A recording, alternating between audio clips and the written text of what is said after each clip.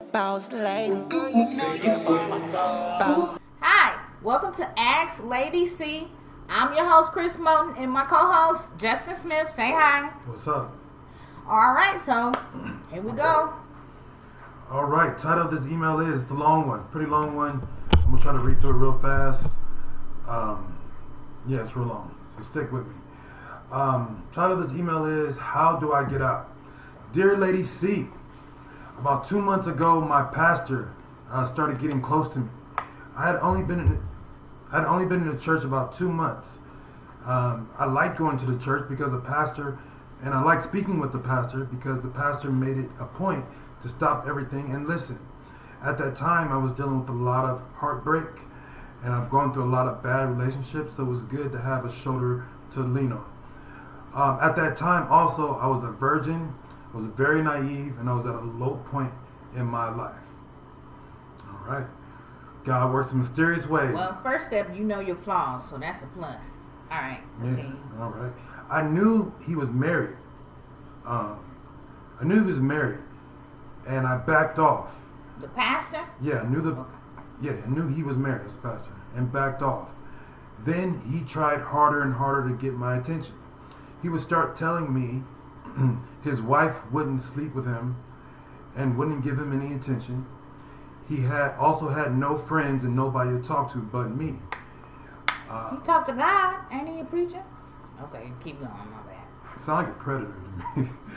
After a week of begging, I finally gave in. Being friends with his wife made it awkward. So you know he's married. Okay, anyways. But he again begged. I backed off. He then again begged. He told me he would leave his wife, he would leave the church, and maybe even the state to be with me. Long story short, 18 months later, I'm still at the church.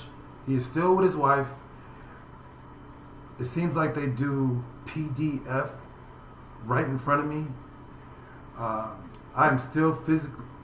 What's PDF? Public displays of affection. Oh. PDA. Sorry, PDA. Okay. He still is with his wife. Where was that?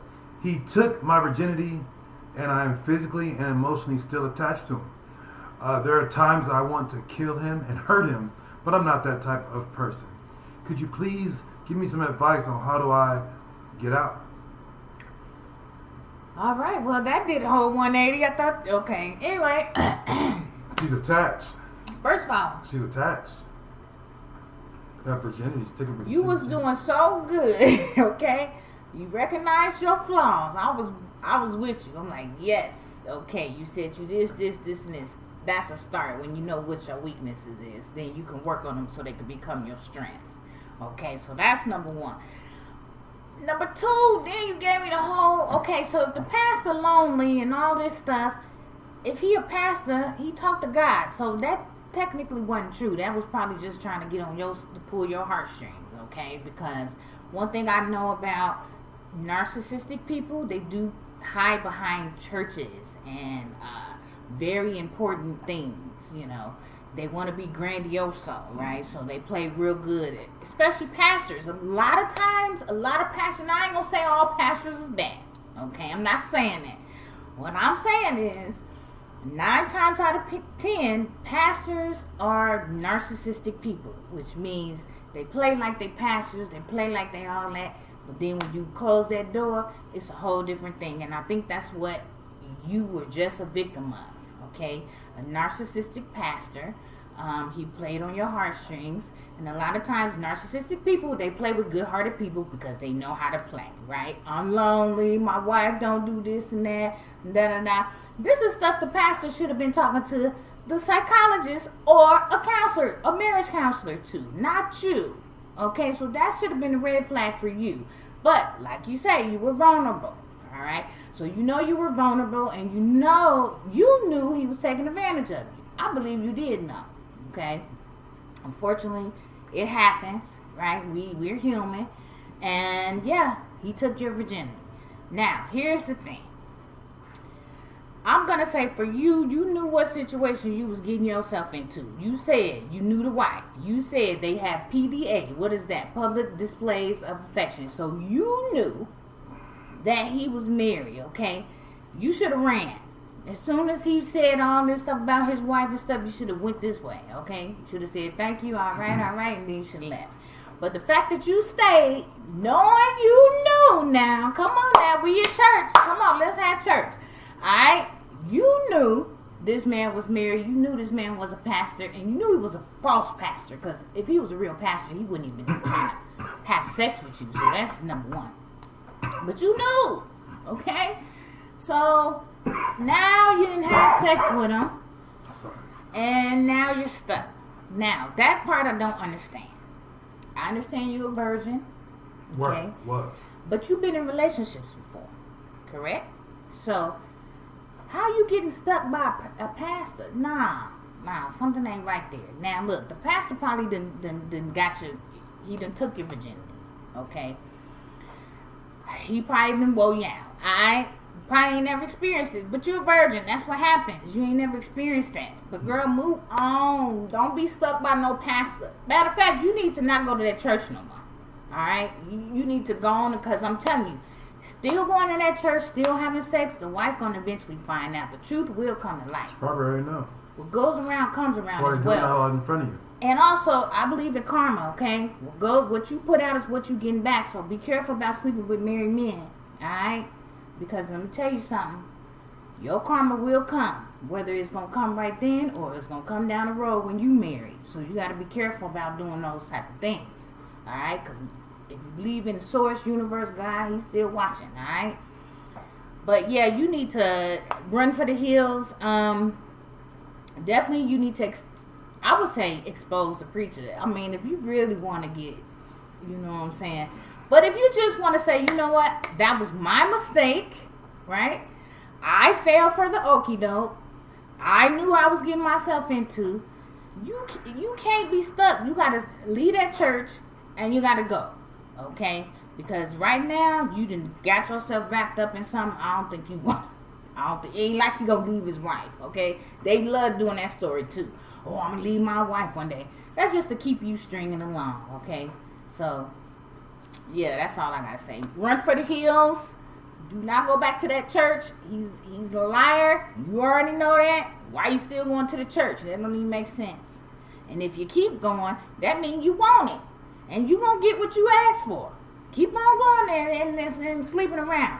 You see. All right, I'm gonna pass it over to Justin. Go ahead. Oh man. You know, you kind of knew what you were getting yourself into, starting off. I'm pretty sure you know not to sleep with married men. So I mean, at that point, that's really on you. I mean. Yeah, he can be no, it's on both you guys, but you gotta take some responsibility as well. He's being a predator, of course, but you can't be that naive.